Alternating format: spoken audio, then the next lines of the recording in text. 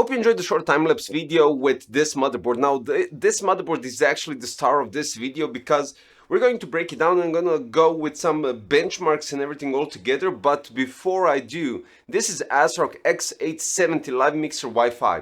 And I'm gonna go shortly and briefly through specifications and features because mainly I do have to show you how it compares to others if you place AMD Ryzen 7 9800 X3D. Now, altogether you already saw literally everything, but we have Kingston Fury Renegade RGB DDR5 2x32 gigs at 6400 MHz.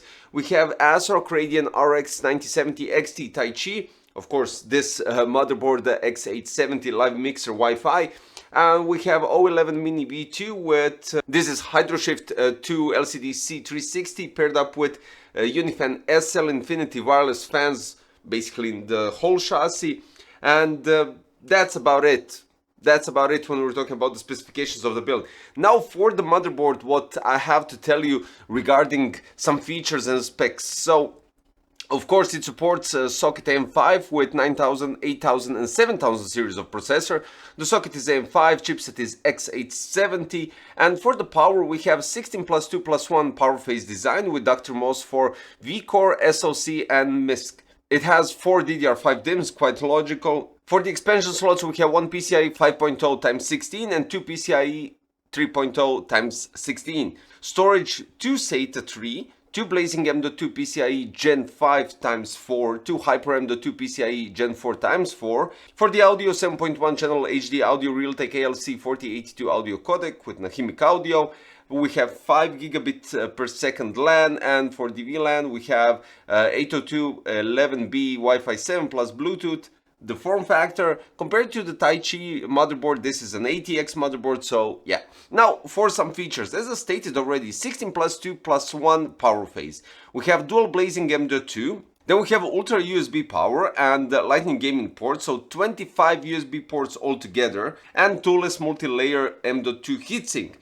When we go with the I/O overview, we have antenna ports, HDMI, BIOS flashback button, 2 USB 3.2 generation 1, then we have 4 additional but with different coloring scheme because these blue ones are Ultra USB power, so 4 additional USB 3.2 generation 1, then we have 3 USB 2.0, 1 USB 4 Type-C, another 3 USB 2.0 and another USB 4 Type-C, 5G LAN, USB 3.2 generation 1, USB 3.2 generation 1 Type-C, microphone out and SPDIF. There's also an exclusive 20K caps. The design is basically the same as you might have noticed in the past review that I did for the live mixer, and I have nothing against it. I'm really digging this design because it looks minimalistic, still has a completely different visual aspect. Huge passive heatsinks on the VRM, which I do have to mention. So basically, if you're a streamer, gamer or anything, you need loads of USB ports or even USB 4 Type-C ports, you're going to be quite satisfied because this is insane. This is really good. I mean, lately motherboards have been shrinking down on USB ports and this one really packs it a lot, quite a lot.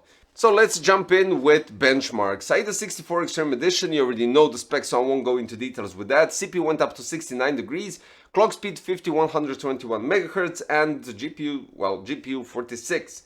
Now we have AIDA memory test. Read speed 77,972 megabytes per second, write speed 85,239 megabytes per second, copy 67,738 megabytes per second, and latency is 82.7. This is like 90% down to the RAMs, so the motherboard basically doesn't have that much to do with this.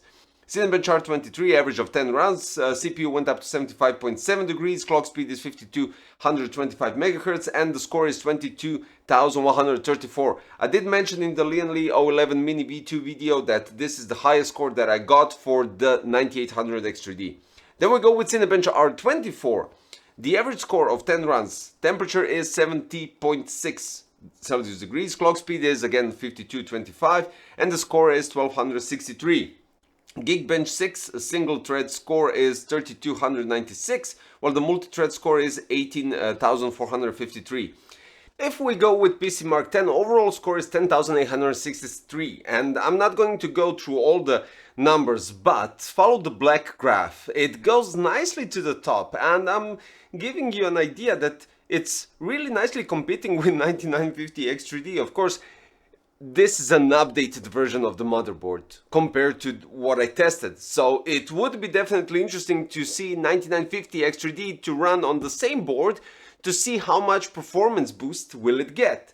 Then we go with Corona 1.3, 63 seconds to finish the render. This is some kind of an average when we're talking about this processor in general. 7.6 million rays per second, Corona 10, 8 million rays per second. Then we go with Indigo benchmark. Now Bedroom is 3.771 million samples per second, while the supercar is 7,906 samples per second. So basically that's also quite alright. Jetstream 2, 330,665. That's incredible, to be honest. But yeah, I have to admit that's really incredible.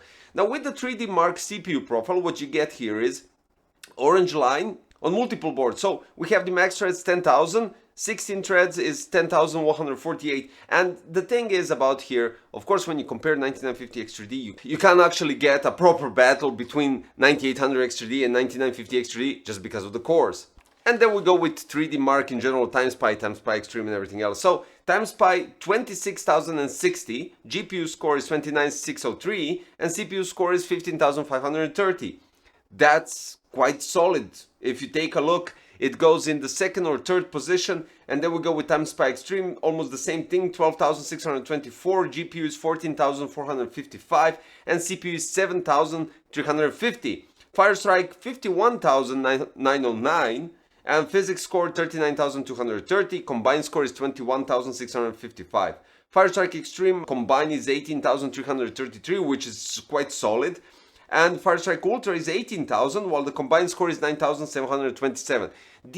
All these scores are quite nice boost comparing to 9800 X3D that I tested on prior boards. So hopefully, if we do a BIOS update, and if you remember, the same thing happened with Intel boards that I tested. And then we go with Steel Nomad with this configuration, 7077.70.78 FPS. And regarding this scenario, after all the benchmarks going into Cyberpunk 2077, what we got here is around average of 122 FPS with maximum 132 and the lowest is 112. So actually, this game in this configuration is quite stable. And of course, this is with FSR multi-frame generation, which, when you take into consideration, the CPU wasn't even budged. It was around 40%, GPU was at 100%, but the CPU was running at 55 degrees, so that is really good. And really digging the whole fluidity inside the game, there was no problems or anything whatsoever, so this was quite enjoyable to play, I do have to admit, in 4K resolution. This is 4K resolution at 122. Amazing. Altogether, the board looks brilliant. It fits in a complete black color scheme build, and if you play around with the colors of Lightning, it just pops quite nicely. Of course, you have Polychrome RGB sync to synchronize all the colors, and basically everything now is synchronized. So they are getting somewhere. Each update is doing even better and better, so I'm quite satisfied with that. When we're talking about in general ports, connections and everything else, this board is outstanding. And I'm saying this because, well, I had multiple boards already for review, and when I'm checking out all the USB ports and all the connections here at the AIYO port segment, brilliant.